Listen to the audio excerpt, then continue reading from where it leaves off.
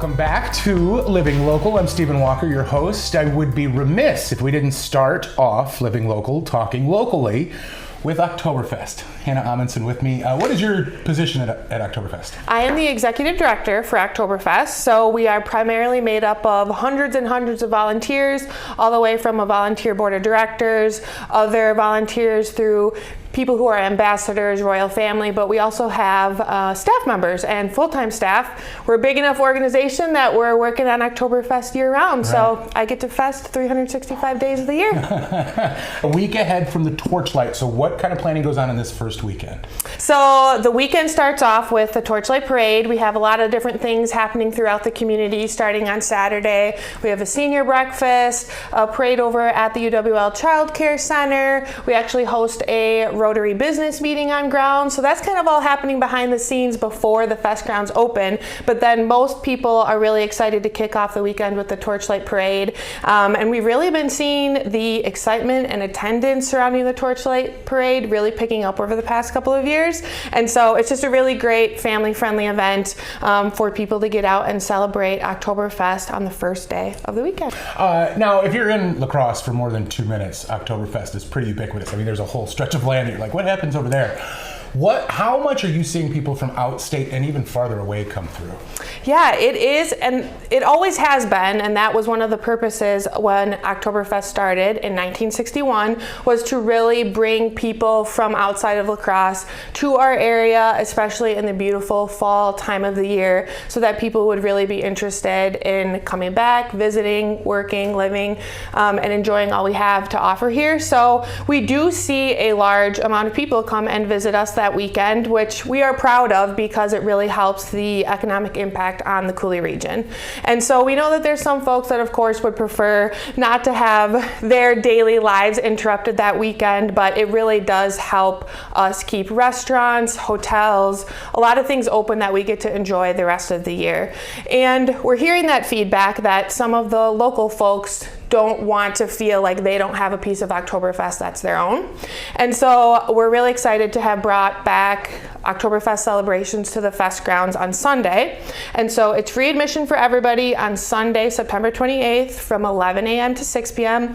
with family-friendly programming, fun for all ages. And so if you're the type of person that doesn't like the busy crowds, we really encourage you to come out on Sunday. And that's not new this year. You guys been doing that for a few years? Yep, we did that last year. After COVID, some things changed, of course, but so we're really happy to kind of be reinvigorating that piece so everyone in town here feels like they can fest however way it makes sense for them. I think that maybe is one of my favorite parts of Oktoberfest. You guys are very, very thoughtful for what's going on. As much as there's complaints maybe, or people saying, I want my piece of Oktoberfest, whatever it is, you guys actually are pretty thoughtful for what the impact is positively and negatively on the community. Thank you. Yeah, there is, like I said, anytime you bring that amount of people here to La Crosse or any community, there are going to be a little bit of disruptions. Of course, the campuses are very busy with people visiting their areas as well. And so luckily, Oktoberfest is very diversified in what you can find to celebrate, like I said, in whatever way makes sense for you. So is it the parades? Is it visiting us down at the fest grounds? Maybe you are living in an assisted living facility and Oktoberfest comes to you. Our group, our Royal Family group, also goes to schools and nursing homes the week following Oktoberfest and really hitting those areas in which maybe they're not able to come and visit us down at the fest grounds. So you have been answering these very questions for however long you've been involved. What's a question you never get asked?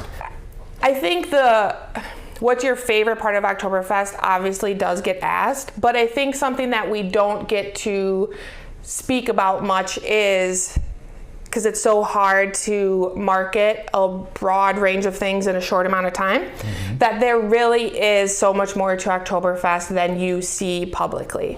So there is, like I said, a royal family, a group of ambassadors who are spending the entire year behind the scenes or maybe in other communities promoting Oktoberfest, doing volunteer efforts like raising money for the Polar Plunge, helping with meals for the community Thanksgiving dinner, things like that. And so you were talking about how we try to be thoughtful about maybe some of the positive and negative things of Oktoberfest or the perceptions that people have. And there really is, I implore you to dive in a little bit more, because the history of this organization is so deep and the impact is so deep, and we will continue to work on some of the things that people feel are more negative than positive.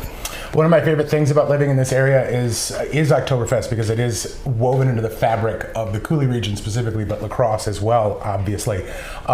There is a thoughtfulness to its forward and its back as well.